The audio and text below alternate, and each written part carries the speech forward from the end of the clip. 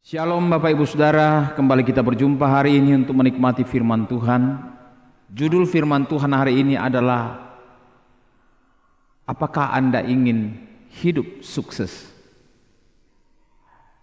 Saya yakin setiap orang, termasuk saudara dan saya, kita semua merindukan kehidupan yang sukses. Itu adalah dambaan setiap orang. Tapi apakah definisi sukses itu sesungguhnya? Apakah sukses secara material di mana kita mempunyai segala sesuatu? Ya, bisa saja. Apakah sukses berarti mencapai apa yang menjadi tujuan hidup kita? Mempunyai kedudukan, pangkat, jabatan, dan sebagainya. Ya, bisa juga seperti itu. Atau sukses itu bagi seorang pedagang ketika dia berhasil membuat dagangannya itu laris manis, itu juga sukses. Seorang kepala keluarga berhasil membawa seisi rumahnya untuk menikmati kebahagiaan dalam rumah tangga dengan segala sesuatu yang dicapainya, itu juga adalah sukses. Ada banyak bentuk kesuksesan dan ada banyak tujuan-tujuan kesuksesan yang diupayakan untuk dicapai setiap orang. Namun kesuksesan itu sifatnya subjektif karena tidak bisa disamakan bagi semua orang. Itu berbeda-beda dan juga tingkatannya juga berbeda-beda. Sesuai dengan kapasitas, sesuai dengan harapan, sesuai dengan cita-cita bagi setiap pribadi yang mendambakan apa yang disebut sukses. Nah, Bapak Ibu Saudara yang dikasihi Tuhan, yang akan saya bahas hari ini adalah sukses hidup sebagai murid Kristus, sukses hidup sebagai orang percaya, sukses hidup sebagai orang beriman kepada Yesus Kristus. Tuhan Yesus mengajarkan bahwa apa gunanya engkau mempunyai kesuksesan hidup di dunia ini, memperoleh segala sesuatu di dunia ini, tetapi jiwamu binasa.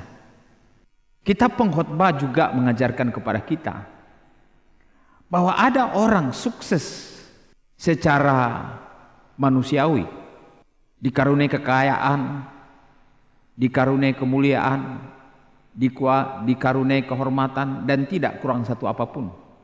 Tetapi sayang, kesuksesan semacam itu baik, tapi sayang sekali ada orang yang dikaruniai hal-hal tersebut tetapi tidak sukses untuk menikmatinya. Lalu Pengkhotbah pasal 6 katakan itu adalah kesia-siaan. Orang lain justru yang menikmatinya. Nah, Bapak Ibu Saudara, apakah Anda ingin sukses dalam konsep apa? Yesus berkata dalam Yohanes 15 ayat 16, bukan kamu yang memilih aku, tetapi aku yang memilih kamu, supaya kamu menghasilkan buah dan buahmu itu kekal, buahmu itu tetap. Artinya bahwa ketika saudara dipilih, dipanggil menjadi pengikut Yesus, itu berarti bahwa Tuhan menghendaki saudara menjadi orang sukses. Tuhan tidak merancangkan hidup saudara menjadi orang gagal, tidak menghasilkan apapun dalam hidup saudara, tidak memuliakan Tuhan, dan tidak menjadi berkat. Berbicara tentang buah, itu berarti kehidupan saudara dapat dinikmati baik oleh sesama maupun terlebih adalah Allah. Allah menikmati buah-buah saudara. Allah bahagia, Allah senang dengan kehidupan yang saudara tampilkan, kehidupan yang berhasil saudara jalani. Saudara menjadi orang berhasil, dan itu memuliakan Tuhan, menyenangkan hati Tuhan. Kalau hidup saudara berantakan, rumah tangga saudara kacau, hidup saudara menderita, hidup saudara gagal, hidup saudara morat-marit, rumah tangga saudara hancur, anak-anak saudara terlantar, itu bukan sukses. Itu tidak pernah dirancang oleh Allah dalam hidup saudara. Allah memilih saudara supaya saudara menghasilkan buah, dan buah itu tidak bersifat sementara, tetapi bersifat kekal. Artinya terus menerus sampai kepada kekekalan. Allah menghendaki supaya saudara menjadi orang sukses yang konsisten dan langgeng panjang sampai ke dalam kekekalan. Artinya saudara sukses dari dunia sampai ke dalam kekekalan. Apakah saudara percaya saya sebagai orang tua merancangkan atau menghendaki supaya anak-anak saya itu menjadi anak-anak yang kacau? Apakah saudara percaya bahwa saya menginginkan anak-anak saya itu menjadi peminta-minta? Apakah saudara berpikir bahwa saya sebagai seorang ayah mengharapkan agar istri saya itu menderita? Bapak ibu saudara, itu sangat mustahil, sangat tidak mungkin. Terlebih Bapa di sorga yang memanggil saudara, yang memilih saudara, Dia mengharapkan supaya saudara sebagai orang yang dipilih, saudara yang dipanggil oleh Allah menjadi anak-anaknya, menebus saudara menjadi milik kepunyaannya. Bukan untuk menghancurkan saudara, bukan untuk menelantarkan saudara, bukan untuk menghancurkan, membawa saudara kepada kegagalan, kecuali saudara tidak tinggal di dalam Dia. Dan ini yang akan saya bahas hari ini. Yesus berkata dalam Injil Yohanes pasal 15 ayat 4. Saudara bisa baca seluruh pasal ini, saudara akan menemukan rahasia sukses di dalam Kristus. Yohanes 15 ayat 4 berkata, tinggallah di dalam aku dan aku di dalam kamu. Sama seperti ranting tidak dapat berbuah dari dirinya sendiri kalau ia tidak tinggal pada pokok anggur. Demikian juga kamu tidak berbuah jikalau kamu tidak tinggal di dalam aku. Ayat 5. Akulah pokok anggur dan kamulah ranting-rantingnya. Barang siapa tinggal di dalam aku dan aku di dalam dia, ia berbuah banyak, tidak berbuah sedikit. Sebab di luar aku kamu tidak dapat berbuat apa-apa. Artinya di luar Yesus yang ada hanyalah kesia-siaan. Dikaruniai kekayaan, kehormatan, kemuliaan, tidak kurang satu apapun, tetapi tidak dikaruniai kuasa oleh Allah untuk menikmati. Ini adalah kegagalan. Ini adalah kesia-siaan. Ini adalah upaya menjaring angin, kata pengkhotbah. Jadi Bapak Ibu Saudara yang dikasihi Tuhan, mari kita pelajari apa sebenarnya maksud daripada Yesus di dalam Yohanes 15. Bapak Ibu Saudara, seringkali orang hanya berpikir tentang sukses secara material atau secara duniawi. Tetapi saya akan membawa pemikiran saudara, pemahaman saudara hari ini tentang sukses menjadi pengikut Yesus. Sukses menjadi orang yang hidup sesuai dengan kehendak Allah. Sukses, bahagia menjadi orang yang tertanam di dalam Yesus Kristus. Dan itu memang rancangan Allah. Nah, sebelum lebih jauh kita mempelajari kebenaran ini, saya ingin saudara memahami apa yang ditulis oleh Yohanes di dalam pasal 14. Saudara bisa temukan dalam pasal 14 dari Injil Yohanes ini. Saudara bisa baca dalam pasal 14 ini tentang tempat tinggal.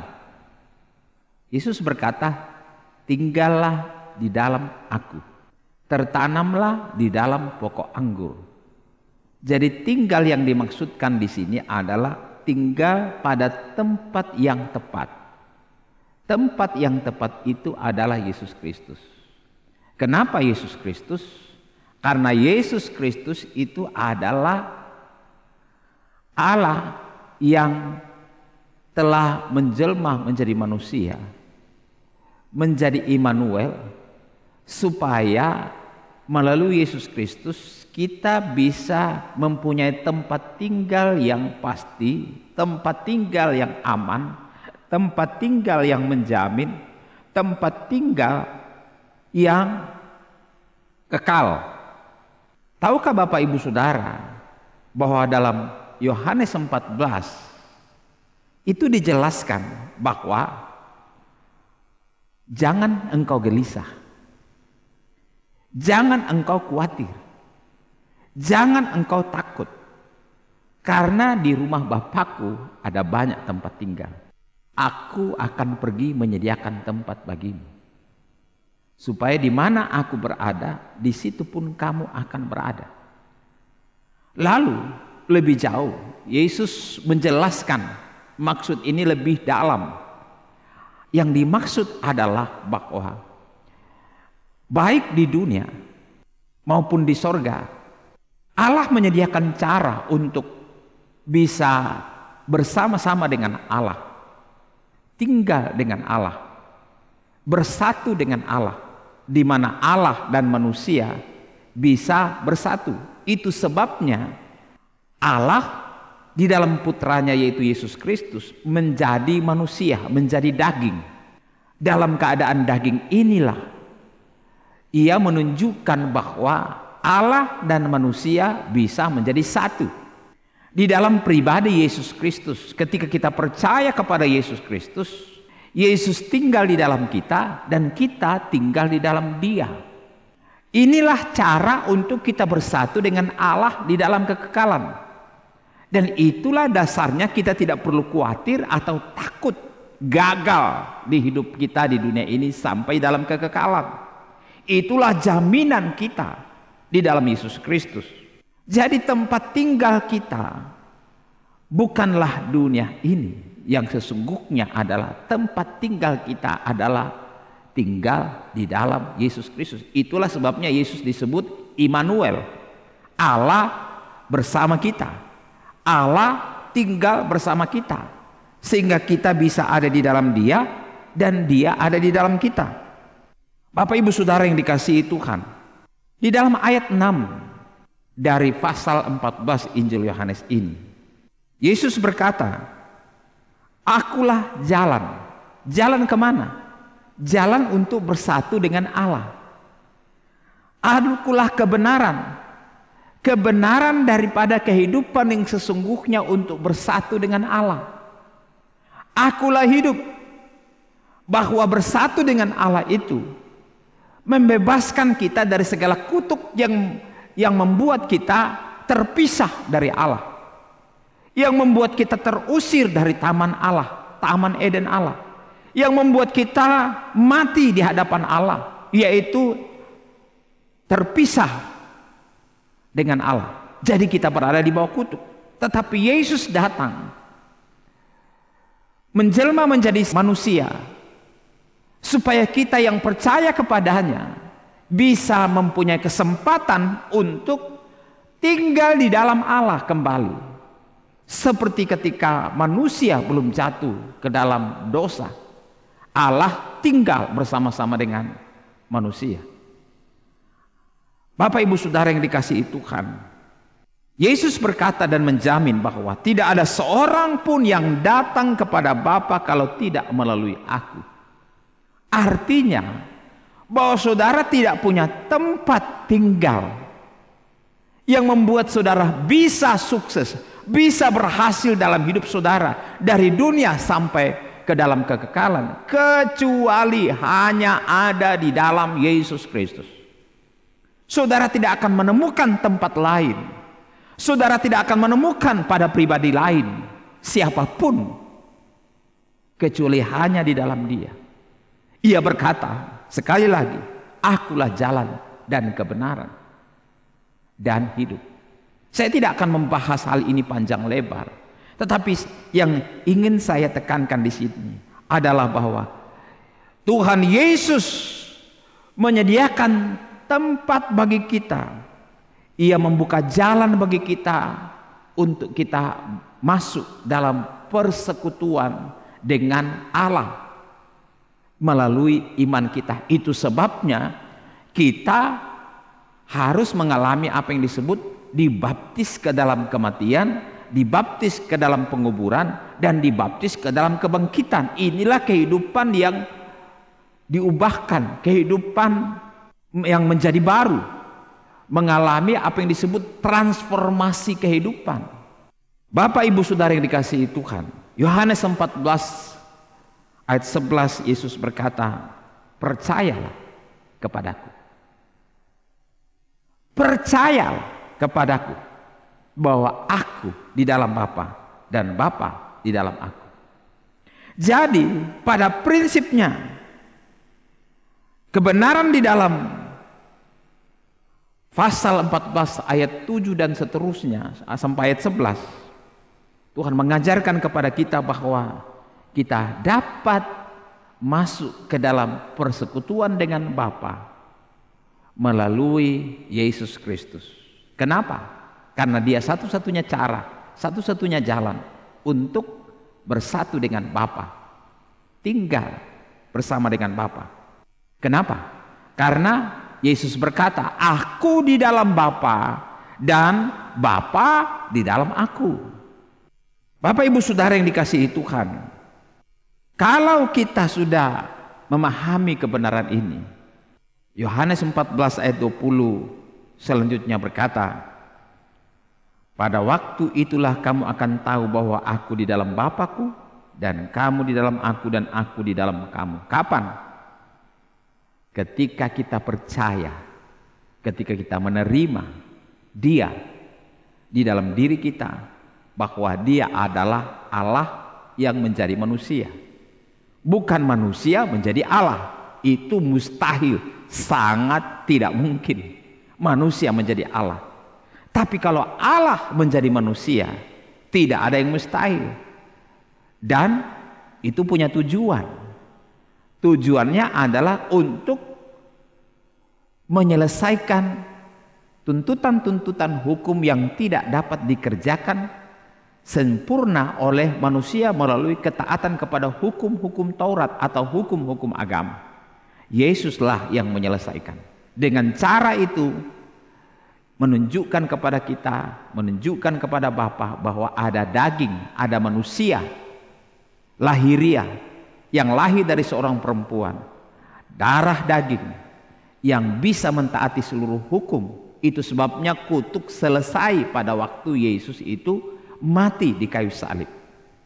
Dengan cara itulah saudara dan saya yang percaya kepada Yesus yang telah mati di kayu salib, kita memperoleh jalan untuk kembali bersekutu dengan Allah. Saat kita percaya itulah kita akan tahu bahwa Yesus ada di dalam Bapa dan Bapa ada di dalam Yesus. Dan Yesus berkata, saat itu kamu tahu aku di dalam kamu. Melalui apa? Rohnya yang ditaruh di dalam diri kita dan membebaskan kita dari segala kutuk. Jadi ketika Yesus berbicara tinggallah di dalam aku, artinya kita sebagai manusia daging, darah daging, bisa bersatu dengan Allah di dalam Kristus Yesus. Jadi ada terjadi pembauran antara insani dan ilahi, antara daging dan Allah. Terbukti di dalam Yesus bahwa Dia adalah manusia 100%, tetapi Dia juga adalah Allah 100%. Ia bangkit dari kematian, mengalahkan maut. Tidak ada manusia yang bisa mengalahkan maut kecuali Yesus Kristus. Kenapa? Karena maut tidak berkuasa atas Dia, karena Dia adalah Tuhan Allah yang menjelma menjadi manusia untuk tujuan menyelesaikan tuntutan-tuntutan hukum Taurat. Itu sebabnya saudara bisa dibebaskan dari tuntutan hukum Taurat oleh karena Yesus telah menyelesaikannya di kayu salib. Nah, Bapak Ibu Saudara yang dikasihi Tuhan, selanjutnya Yohanes 15 ayat 4 berkata, tinggal di mana? Di dalam Yesus. Bagaimana kita tinggal di dalam Yesus? Mari kita pelajari. Tinggal di dalam Yesus, kata tinggal di dalam ayat ini dalam bahasa aslinya itu berbicara tentang tinggal berdiri, tinggal setia, tinggal tekun, tinggal aktif, bukan duduk, bukan tinggal tapi tidak melakukan sesuatu, bukan tinggal hidup pasif. Kekristenan atau iman Kristen bukanlah iman yang mati, iman yang pasif, tetapi iman yang hidup, iman yang giat, iman yang aktif. Kalau kita pelajari Yohanes 15 ini, saudara akan menemukan tinggallah di dalam aku dan aku di dalam kamu. Ada hubungan timbal balik antara pokok anggur dan carangnya. Inilah yang disebut tinggal secara aktif. Pokok anggur dan carang itu hidup satu, seperti yang saya jelaskan tadi. Bapa di dalam Yesus, Yesus di dalam Bapa, dan Yesus di dalam kita. Yesus tinggal di dalam saudara, saudara tinggal di dalam Yesus. Itulah hubungan antara carang dan pokok. Saudara bukan pokok, saya bukan pokok anggur, tetapi Yesus adalah pokok. Nah, pokok ini lah yang mensuplai kehidupan kepada carang. Carang tidak punya kekuatan menghasilkan kehidupan. Sekali lagi, carang tidak punya kemampuan untuk menghasilkan kekuatan dari dirinya sendiri. Carang tidak punya kekuatan untuk menghasilkan buah atau menjadi sukses dari dirinya sendiri. Begitu juga saudara dan saya tidak bisa sukses menjadi orang Kristen, tidak bisa sukses menjadi pengikut Yesus, tidak bisa sukses menjadi orang taat, tidak bisa sukses menjadi orang benar, tidak bisa sukses menyenangkan hati Allah, tidak bisa sukses berbuah dengan buah yang kekal, yang dinikmati oleh Allah dan dinikmati sesama, jika saudara tidak menerima kehidupan terus-menerus dari sumber, yaitu Yesus Kristus. Itu sebabnya Yesus berkata, tinggallah secara aktif, berdiri tegap di dalam Dia, artinya tidak menjadi pasif. Nah, orang Kristen yang pasif adalah orang Kristen yang ber-KTP Kristen tetapi tidak hidup. Makanya selalu gagal dalam kekristenannya. Orang Kristen yang hidup itu adalah dia membangun hubungan pribadi, secara pribadi dengan Allah. Tahu berdoa secara pribadi, tahu menyembah Allah dari dalam rohnya, tahu membaca, merenungkan kebenaran firman Tuhan dan memahami firman Tuhan. Kalau saudara gagal memahami firman Tuhan, saudara pasti tidak berbuah. Matius 13 ajarkan kepada kita bahwa ada 4 macam hati manusia. Ada hati berbatu-batu, ada hati berduri-duri, ada hati jalanan, dan ada hati yang baik. Dari keempat bentuk hati manusia menerima kebenaran atau menjadi orang Kristen, ada 4 tipe orang Kristen. Hanya ada 1 tipe orang Kristen sukses. Apa itu? Tanah yang baik. Artinya hatinya baik. Dia aktif. Ketika benih kebenaran masuk ke dalam dia, dia menerima dengan hati yang baik, menerima dengan pemahaman, mengerti firman, sehingga berbuah 30, 60, 100 kali lipat ganda. Tapi orang Kristen yang gagal adalah orang Kristen berbatu, orang Kristen berduri, dan orang Kristen jalanan. Saya tidak akan membahas itu secara detail karena sudah saya bahas dalam kebenaran sebelumnya tentang tipe orang Kristen. Tapi yang saya mau bahas hari ini adalah orang yang tinggal di dalam Kristus, artinya terhubung dengan baik, berespon dengan baik, menjadi orang Kristen yang giat. Bayangkan orang Kristen bagaimana bisa berbuah, hanya berpikir bagaimana saya diberkati, bagaimana saya punya ini, punya itu, pergi ke gereja, tetapi hanya berpikir egois, sesuai dengan nafsunya. Fokus, pusat kehidupannya adalah dirinya. Itulah motivasi hidupnya. Kalau orang Kristen itu hidup, orang itu aktif, Kristen itu aktif, tinggal di dalam Yesus Kristus, dia akan suka berdoa.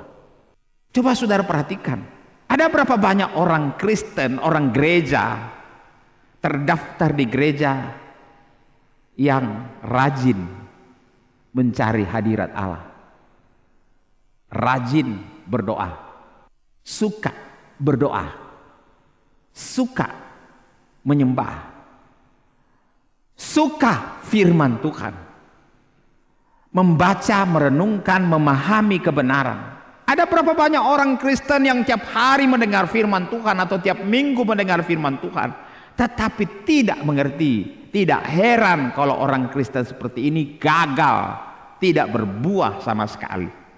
Dan saudara kemudian mati seperti orang Israel di padang gurun, tidak pernah sampai pada tujuan hidupnya, dipanggil oleh Allah masuk tanah perjanjian. Bapak ibu saudara, hidup di dalam Kristus adalah memberi diri kita aktif supaya kehidupan Kristus mengalir melalui kita. Jadi sebenarnya ketika kita tinggal di dalam Kristus dan mengizinkan Kristus melalui rohnya mengalir kepada kehidupan kita, maka di carang hidup kita, aktivitas kita, kehidupan kita pasti ada buahnya. Output daripada hubungan kita dengan Kristus adalah buah. Tapi banyak orang Kristen, jangankan berbuah, berdaun pun tidak, berbunga pun tidak, apalagi berbuah. Tapi saya percaya saudara adalah orang Kristen yang sedang berdaun lebat dan sedang tumbuh bunga-bunga. Satu saat akan berbuah. Saya berdoa seperti itu. Saya percaya seperti itu. Asalkan saudara tinggal di dalam Dia, otomatis saudara akan berbuah. Saudara tidak perlu paksa diri saudara untuk berbuah. Kegagalan orang Kristen adalah dia berpikir ia tinggal di dalam Kristus, tapi sebenarnya tidak tinggal di dalam Kristus.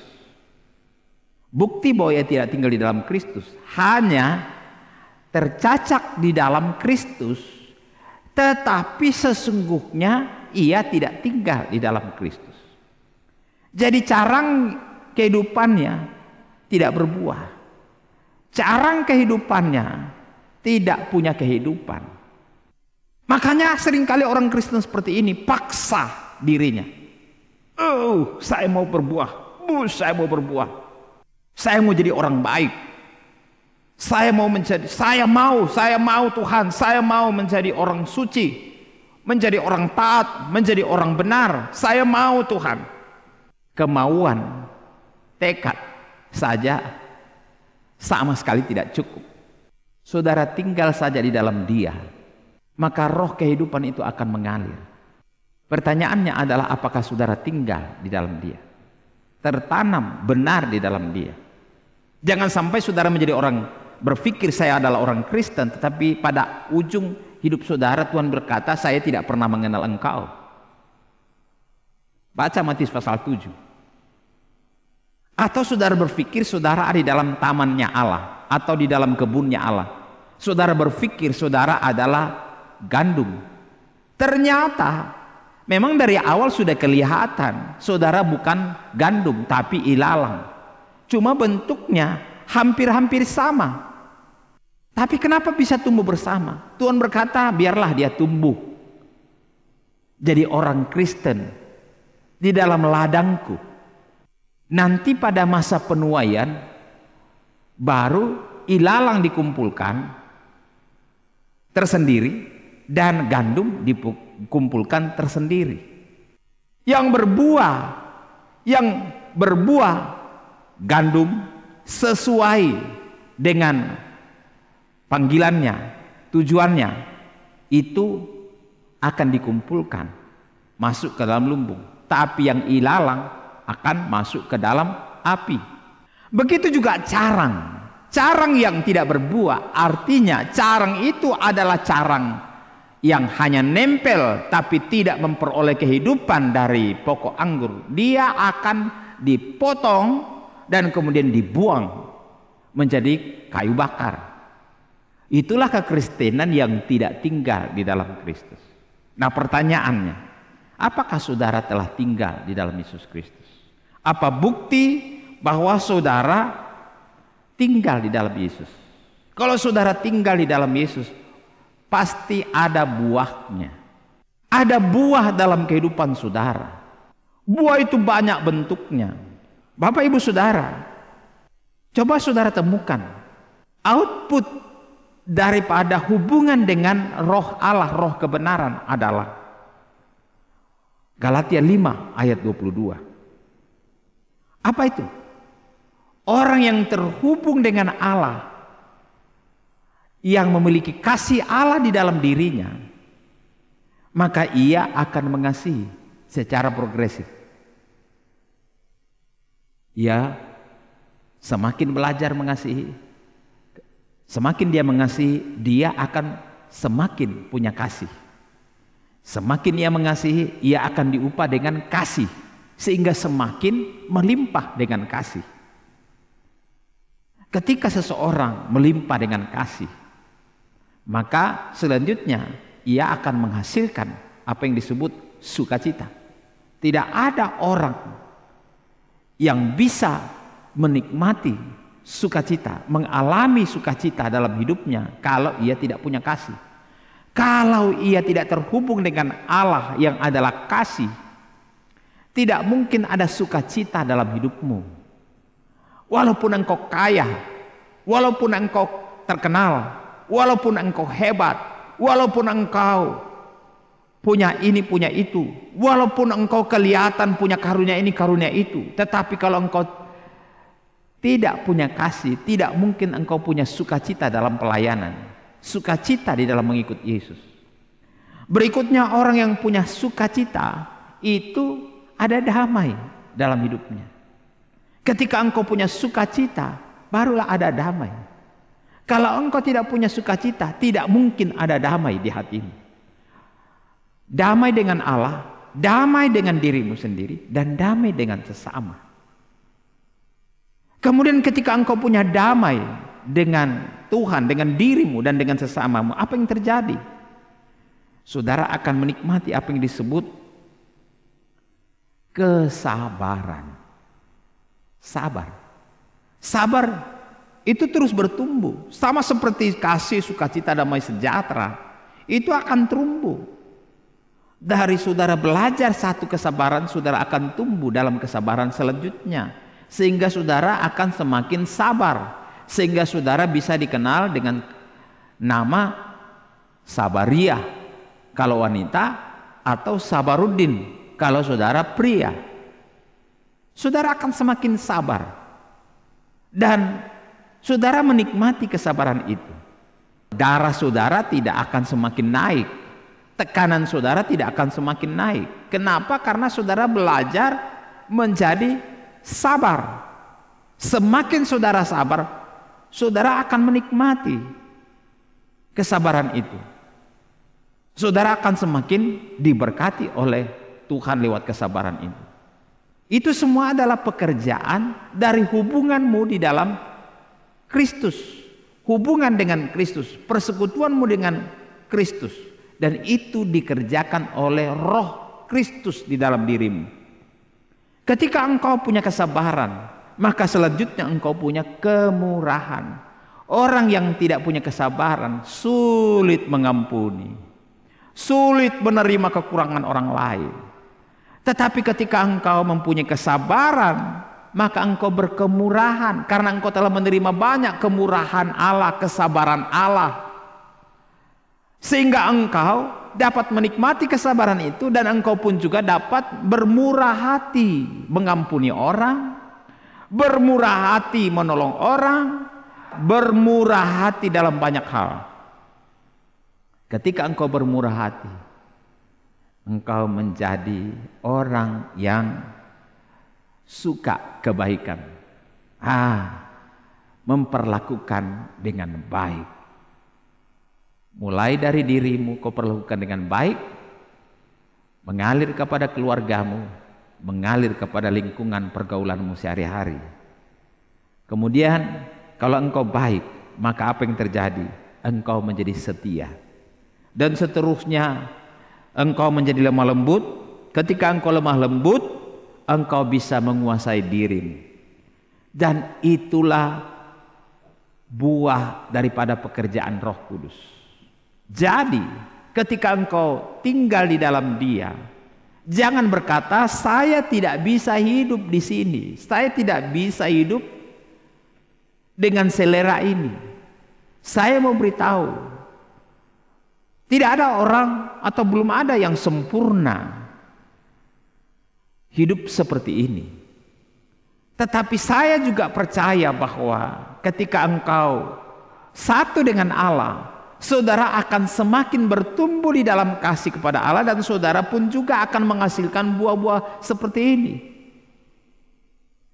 Itu bukan berarti bahwa saudara tidak lagi punya daging dan keinginannya. Tapi itu bukan lagi menjadi selera saudara, itu bukan lagi menjadi habitat saudara. Itu bukan lagi menjadi gaya hidup saudara, itu bukan lagi menjadi kecenderungan hati saudara. Seperti di dalam ayat 19, percabulan. Apakah saudara ketika terima Yesus sebagai Tuhan dan Juru Selamatmu, engkau senang hidup dalam percabulan, hidup dalam kecemaran, hidup dalam hawa nafsu, hidup dalam penyembahan berhala, hidup dalam sihir, hidup dalam perkelahian, perseteruan, pertentangan satu dengan yang lain, hidup selalu berselisih dengan orang lain, hidup selalu cenderung iri hati, memelihara amarah, memelihara kepentingan diri sendiri atau egoisme, suka melukai orang lain, suka memecah-mecah orang lain, cerita-cerita, gosip-gosip, menjelekkan orang lain dan menggosip-gosipkan orang lain dan sebagainya. Saya percaya saudara tidak seperti itu. Itu bukan selera saudara. Kalau memang saudara sudah satu dengan Kristus, saudara tinggal di dalam Allah dan Allah di dalam engkau, saudara tidak akan menghasilkan buah-buah seperti ini. Karena itu bukan habitatmu, itu bukan seleramu, itu bukan gaya hidupmu, itu bukan sifatmu, itu bukan selera hidupmu. Tidak ada di dalam diri saudara upaya kedengkian, kemabukan, pesta pora dan sebagainya. Tidak ada seperti itu. Tapi bisa saja saudara jatuh ke sana. Kenapa? Karena ada yang disebut pikiran-pikiran. Walaupun saudara sudah mati, secara otomatis saudara bisa terus melakukan hal-hal seperti itu. Tapi itu bukan selera saudara lagi. Itu bukan habitat saudara. Ketika saudara hidup dalam kebencian, kemabukan, pesta pora, perseteruan, iri hati, amarah, kepentingan diri sendiri dan sebagainya, saudara menjadi tidak tenang. Atau saudara bahagia hidup dalam gaya hidup seperti ini? Kalau saudara tetap bahagia, tetap tenang, hidup dengan gaya hidup seperti itu, berarti saudara belum pernah mengalami penciptaan baru. Saudara belum pernah hidup di dalam Kristus. Saudara belum bersatu tinggal di dalam Kristus. Saudara tinggal di dalam Kristus, otomatis saudara berbuah. Ketika saudara aktif. Aktif itu artinya tidak pasif. Jangan berpikir saya sudah begini. Harus selalu berpikir saya tidak seperti itu. Saya mengizinkan Roh Tuhan menuntun saya sehingga saya bisa mengasihi. Karena saya tidak bisa mengasihi menurut kebiasaan dagingku, tapi saya mengizinkan, saya meminta supaya Roh Kudus mengalir melalui hidup saya supaya saya bisa mengasihi, supaya saya bisa damai, supaya saya memiliki sejahtera, mengalirkan damai sejahtera, mengalirkan sukacita, mengalirkan kesabaran, mengalirkan kemurahan, mengalirkan kebaikan, mengalirkan kesetiaan. Itu bukan dari saya. Saudara hanya menjadi tempat mengalirnya kehidupan Kristus di dalam diri saudara sehingga saudara menghasilkan buah. Itu bukan buah saudara, itu buah hasil hubunganmu dengan Kristus. Jadi kalau Yesus itu pokok anggur, saudara pasti menghasilkan buah anggur. Tidak mungkin buah ceri. Tidak mungkin saudara menghasilkan buah nangka atau buah pepaya. Amin saudara. Kalau Yesus itu pokok anggur, saudara menghasilkan buah anggur. Itu bukan buah saudara, tetapi buah hasil hubungan saudara, suplai kehidupan daripada pokok, yaitu pokok anggur yang benar, Yesus Kristus. Jadi Bapak Ibu Saudara yang dikasihi Tuhan, kembali kita kepada firman Tuhan, pembahasan kita tadi, ya, sukses di dalam Kristus adalah berbuah banyak, kuantitas pasti berkualitas juga. Saudara tidak bisa berkata biarlah saya cuma satu saja buah saya. Enggak. Kalau saudara tinggal dengan benar di dalam pokok, saudara tidak berbuah hanya satu. Saudara akan ada banyak buah. Buah karakter, buah kehidupan, buah pelayanan, ya, karya-karya yang baik yang dapat dinikmati oleh orang lain dan menyukakan hati Allah. Itu pelayanan. Saudara melayani itu salah satu hasil buah persekutuanmu dengan Allah. Jadi bagaimana orang Kristen bisa sukses? Tinggallah di dalam persekutuan dengan Allah. Hiduplah dalam kebenaran. Hiduplah di dalam Kristus Yesus. Maka saudara bisa hidup taat, saudara hidup benar, saudara hidup layak, saudara hidup menyenangkan hati Allah. Tinggal saja di dalam Dia. Secara aktif menjadi orang Kristen yang mengembangkan hidup kekristenan saudara dengan baik, dengan sehat, dengan normal, mempersembahkan hidup saudara kepada Allah sebagai persembahan yang hidup, yang kudus dan yang berkenan kepada Allah setiap hari, setiap saat, terus menerus. Itu adalah ibadahmu kepada Tuhan. Jadi Bapak Ibu Saudara, maukah saudara sukses? Rindukah saudara menjadi orang Kristen yang sukses? Hiduplah sebagai orang Kristen yang aktif, giat, bangun formasi-formasi rohanimu dengan baik, dengan benar. Maka apa yang terjadi? Saudara pasti berhasil. Ada satu kalimat yang disampaikan oleh Yesus di ujung jalan setiap orang yang tinggal di dalam Dia dan berhasil di dalam Dia. Apa yang Dia katakan? Sabaslah engkau, berbahagialah engkau, hai hambaku yang baik dan setia. Engkau telah setia perkara kecil, aku percayakan kepadamu perkara yang besar. Masuklah dalam kesukaan, dalam kemuliaan Tuhan. Bapak Ibu Saudara, saya percaya saudara merindukan kekristenan yang sukses, di mana engkau dapat pujian daripada Yesus Kristus yang telah memilih dan memanggil engkau. Saya berdoa saudara menjadi orang yang sukses di dalam Tuhan Yesus Kristus. Amin.